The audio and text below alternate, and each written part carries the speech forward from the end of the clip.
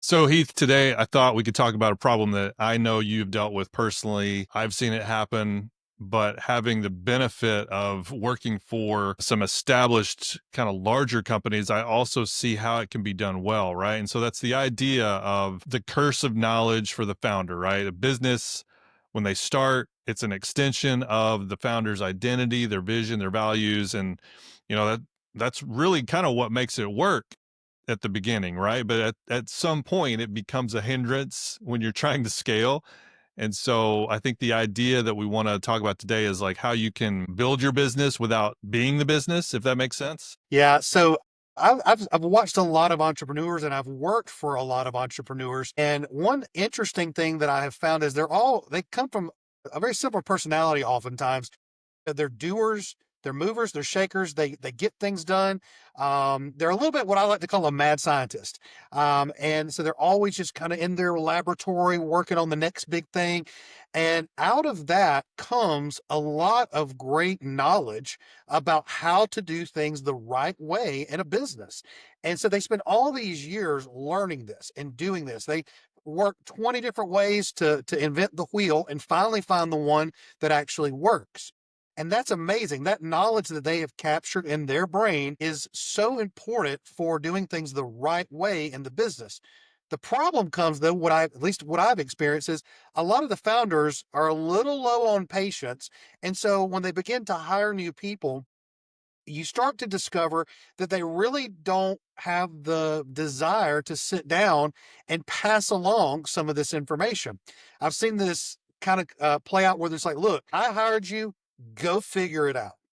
The problem is the founder has figured it out. They have spent years doing this. And what you find is these people go off and start recreating the wheel again and redoing the same systems, the same processes, because the founder wants to be in his laboratory. He wants to be putting his potions together and not doing the little things with these new hires. And there's several ways to look at this. Some people think that it's a rite of passage to bring people in and say, go figure it out.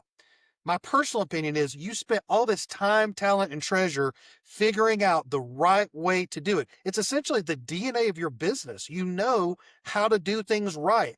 And so it's important that the founder takes the time to sit down and document these systems and these processes to show the people that come behind them the right way to do things. Otherwise, you're paying for that to be learned again. You've already paid for it in your own personal experiences. Why would you hire somebody off the street to go spend a month trying to figure out what you could teach in an hour? Now, I also understand founders are important. They're busy. They don't have time to do this kind of stuff all the time. So maybe in the beginning with your first hire, there is a lot of sitting down, kneecap to kneecap, explaining things to people. But over time, it's important that that founder sits down, documents those systems and processes so that they can then be played for anybody who gets hired into the company going forward. And then you get to capitalize on all of that knowledge and information that you learned through your blood, sweat, and tears. It's not wasted time anymore. So me personally, I don't see it as a badge of honor to bring somebody in and go figure it out when you already know exactly how you want it done. And you're just waiting to see if that guy's going to go figure it out or that gal's going to go figure it out. Don't do that. Don't waste the time it takes for them to go do that. Let them get in it. Let them learn from you, absorb what you've learned so they can then catapult your business forward.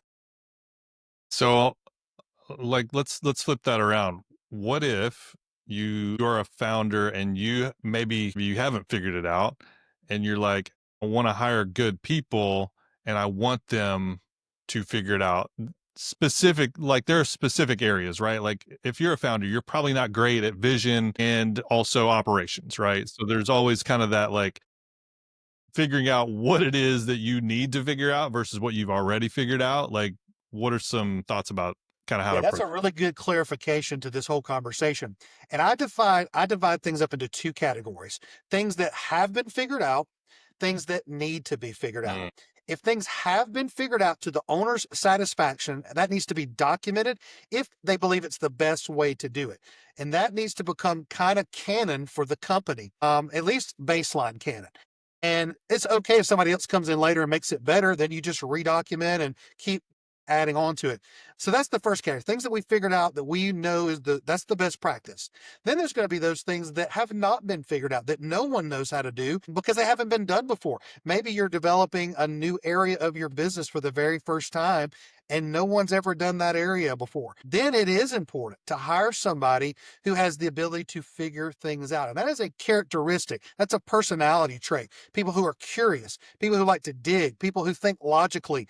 Those are great individuals to have when it's time to go figure things out.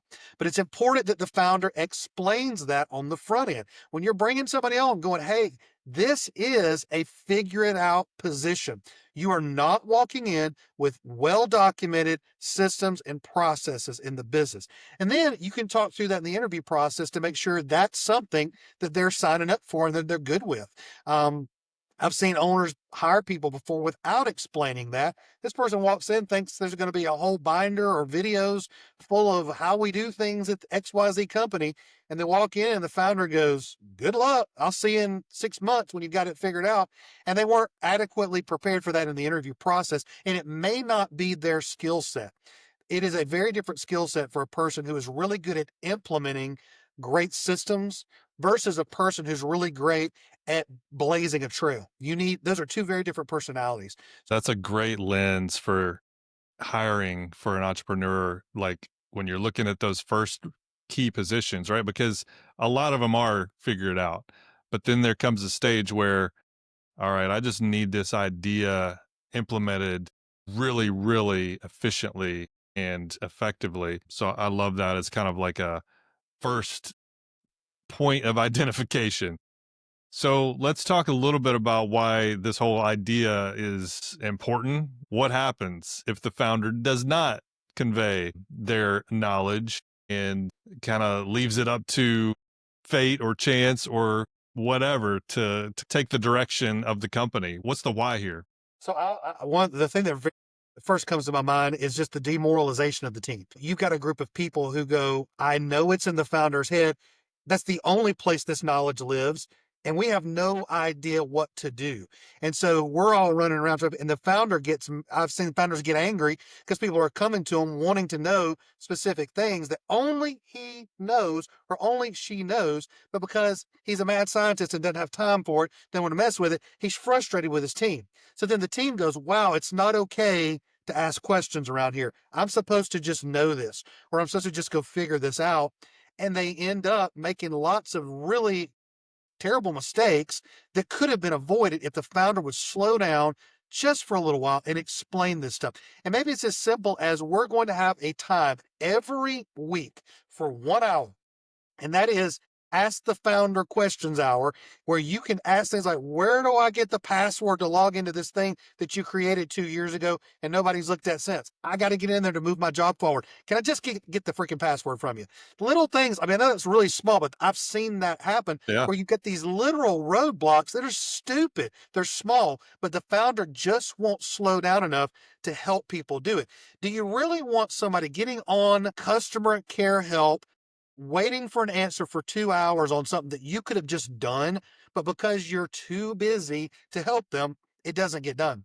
That's an example of things. Or there are whole systems and processes that the founder knows to be the correct way, and the team knows the founder has a certain way they like it done, and yet they haven't taken the time to explain it to the team.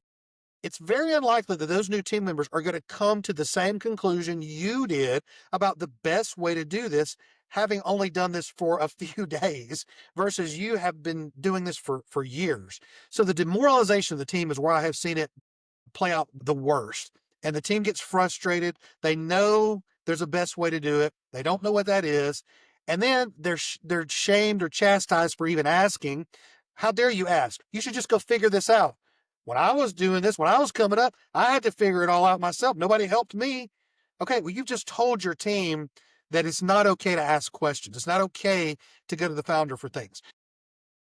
Things kind of grind to a halt in the business when no one knows how to do anything and everybody's afraid to ask. And I personally think a situation could develop where everyone's sort of working around the quirky brilliance of the owner because no one wants to dare ask because they look like maybe they're not problem solvers. And I just think it's incumbent upon the founder to go, hey, it's okay to ask. If you need something, here's when I'm going to be available to answer those questions. I'll be there for you, and there are no stupid questions. Now, if I've charged you with trailblazing, it may be a stupid question because you were hired to do that, and I expect you to do it. But if this is we've already established this, we know how this is supposed to work, but I have not been trained on this, then it's incumbent upon that founder or whoever they put in charge of that to explain it to the new. Yeah. So many things there. Clearly, if you're creating this culture of fear and uncertainty, your business is not going to scale beyond you, period. But you're also going to end up, just think about the hours and the money wasted because you've spent so much, you're paying these people. You expect them to do a job for what you're paying them. But if you don't actually give them the information, I mean, you might as well just set that big pile of cash on fire. Yeah, so there's kind of this side conversation that goes along with all of this, and that is that we don't want the owner to become the lid on the business. Sometimes that quirky brilliance that they have can cause the team to start building this whole ecosystem around the owner, and we don't want to tiptoe around the owner and not make him do anything he didn't want to do. And it can create these unhealthy habits with the team because they're afraid to engage the owner on some of those weaknesses that we all kind of know if they got worked out, business would run smoother. I can give you an example of that from my personal experiences. My career really took off when I got an executive assistant because I'm not a detail person by nature. And getting that assistant, I was more organized. Showed up my meetings on time. I was more productive, great note taking in the meeting. But from time to time, there would be something that just kind of kept coming up that my assistant was trying to get me to do. And for whatever reason, I just didn't do it. Either I got focused on something else, or I just plain didn't want to do it, or what? I don't know, whatever. But she would keep trying new things because she was so diligent and wanted to help and not confront. And so maybe she would try to move it from the morning to the afternoon, and maybe I would do it. Or maybe she would bring it up in a meeting. Hopefully, I would remember to get it done. And finally, after the third or fourth time, I looked at it and I realized this is not an assistant problem. This is not her not being effective in her job and getting me to do this. This is me needing to grow up and just do the work. And sometimes that's the case. Just because you're the founder doesn't mean you're only going to get to engage in the things you love to do every day. There are going to be times where you have to step up and do something that is not in your skill set, that is not a strength of yours, or something you just plain don't want to do. And that's where I think it's incumbent upon the founder to think through those things and to kind of self evaluate and be self aware. Am I doing anything that's causing my team to build these off ramps and bypasses around me so that they don't have to tell the owner that there's a problem, that you're not doing this in a way that's efficient, or you're actually hurting the business? And I've seen that again, it causes a lot of frustration in the team because people, they want to do it the right way, but as the owner, we're in the way. And sometimes the greatest thing you can do is step up and go, hey guys, I'm the problem here and I'm going to do better. If you need me to get something done, here are the hours I'm available. If you need me to help you figure something out, this is when we can do that. We can set aside that time to get it done rather than just looking at everybody and going, well, I'm the owner, I'm the founder. Y'all just kind of need to go figure this out. I don't think that's the right way to do it. I think that you've got to be able to be self aware enough to look at how you might be limiting your business and work on those things.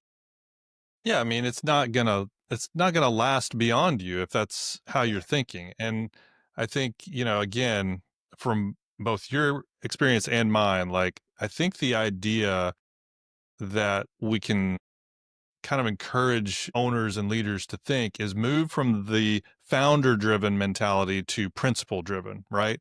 So take what you know, the things that you know, like we were talking about earlier, articulate those in a way that is beyond you. It's not about you, it's about the business. It's about how we're going to operate.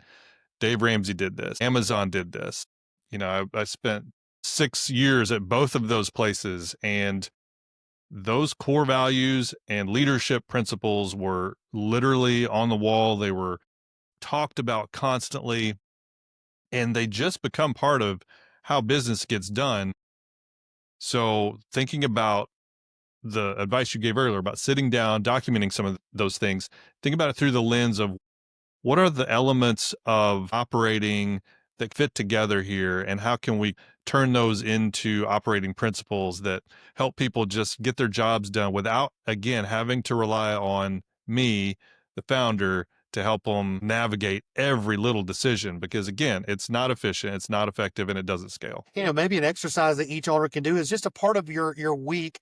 Start looking at your business and going, if I was not here tomorrow, what in our business would collapse? Or what Absolutely. would have to be relearned that we've already spent so much time, talent, and treasure learning? That to me is a great exercise for every founder to do. And it's something that you and I help owners with a lot, is kind of sitting down and working through some of those principles and helping them actually get them on paper and creating a system to bring new people up to speed on core values, on processes, on systems that again allow the business to survive beyond. Yeah, no, that's good. There's almost two sides of this, right? There's the gap and the gain. On the gap, it's like you've got to figure out if I'm gone, what are we losing? We have to fill that gap. On the other side, it's like, what's possible? What can I go do that I'm really passionate about, that I'm interested in, that I'm excited about, that I get to do more of if I'm not focused on the daily operation, decision making, and all of those things. And I Again, both of those things are going to be good for your That's right. And I business. think this conversation, a lot of it is about that owner trying to get there too quickly. They're trying to get to that part of the gain where they get to go do the things they love before they've taken the time to document and get these systems and processes in place. And I'm saying you got to physically document it. You can hire somebody to do that with you, notate, dictate, work through this. That's something you and I enjoy doing, is helping people with that. But get it done so that you can move on, but don't move on before you've actually documented those systems and processes. Yeah, I think that's one of the things owners look at. They get so excited about hiring people because in their mind it means I don't have to do the stuff I hate anymore. And the reality is you're going to have to do it a little while longer until everyone is caught up with you. Once that's done, yes, you get to go run and be free and work on those things that you love to do, but not before everyone knows how to get things done in the company. No, that's a good point. So obviously, if you are found, if you're in this situation where, you need some self-reflection and just ability to kind of see what you're missing. And you need to maybe get some more practical guidance in how to do this, how to document. Feel free to reach out, like, subscribe to this video, or check us out on howtobusinesscoaching.com. Thanks, Thanks. Brent.